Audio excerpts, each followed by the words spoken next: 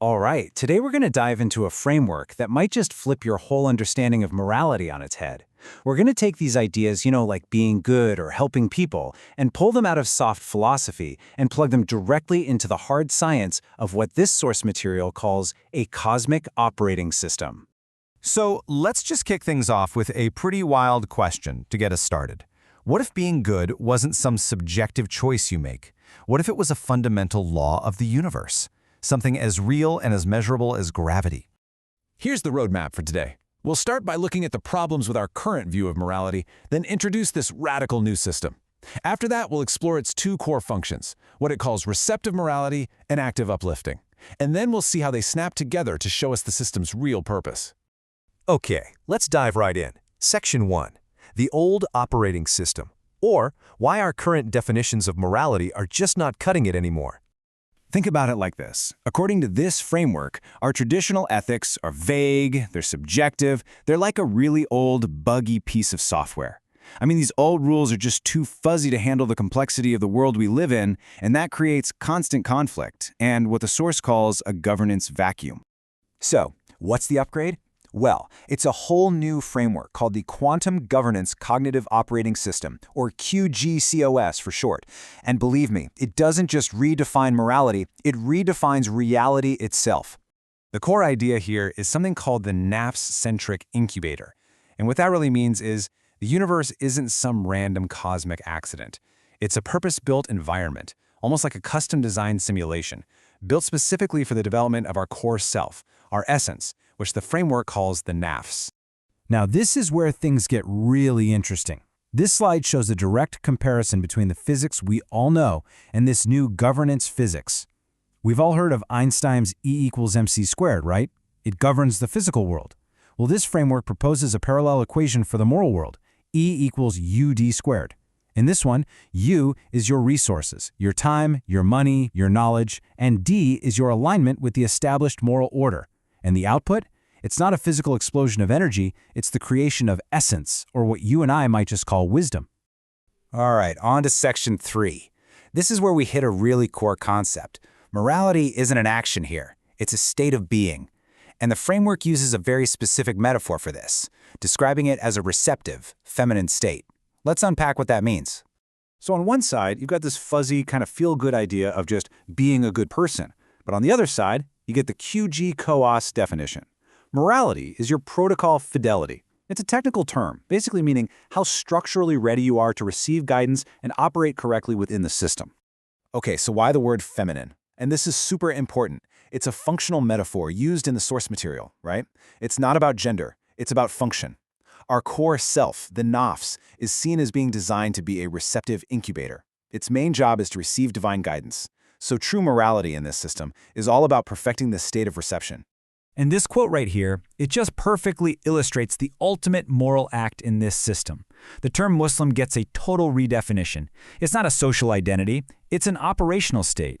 You're an agent who gets that your own authority is limited, and you're ready to see that authority back to what the system calls the established order.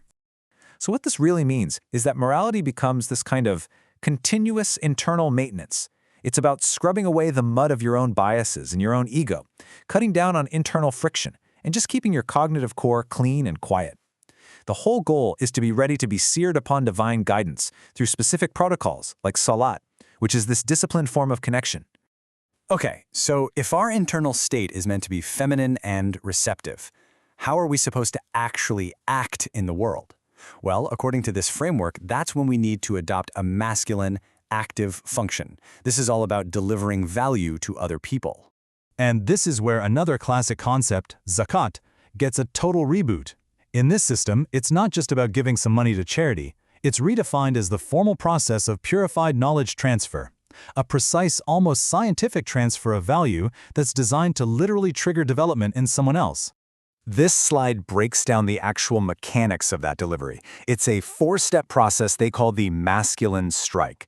So first, you take some raw event and you process it down to its essential truth, the juice, as they say.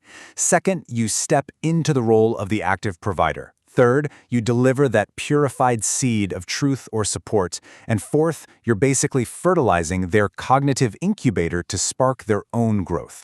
So now let's see how these two functions, the receptive feminine and the active masculine, lock together. When they do, they create this incredible, perpetual cycle that drives the entire human network.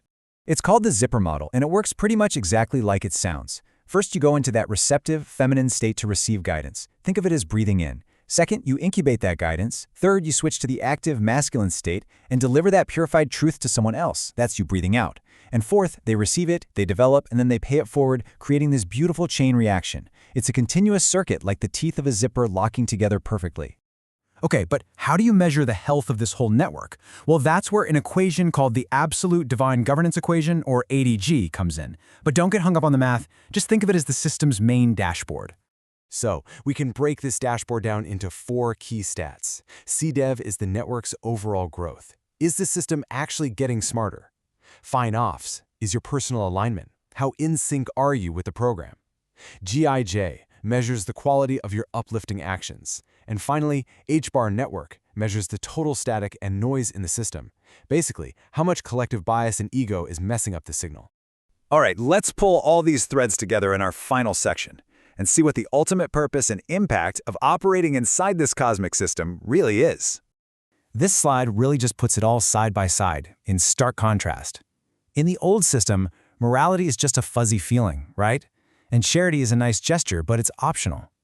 In the quantum governance cognitive operating system, morality is a mechanical, feminine readiness to receive, and uplifting others is a precise, masculine, thermodynamic transfer of purified value.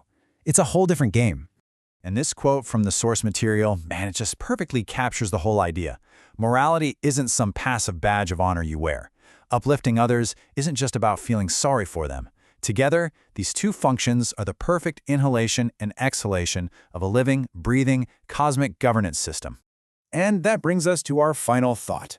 The big question this whole framework leaves you with: is the universe just some random, chaotic accident? Or is it a purpose-built incubator, a simulation whose entire purpose is to compute one single thing: your own cognitive and moral development?